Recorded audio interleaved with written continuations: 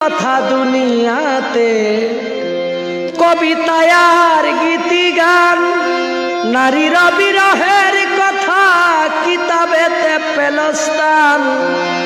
মিছে কেন হই পেরেশান আমি, মিছে কেন হই পেরেশান, মিছে মায়া ভুবনে প্রীতি জান। না তেরি ফল ধরল না মোর বাগানে, প্রীতি জান না তেরি ফল ধরল না মোর বাগানে।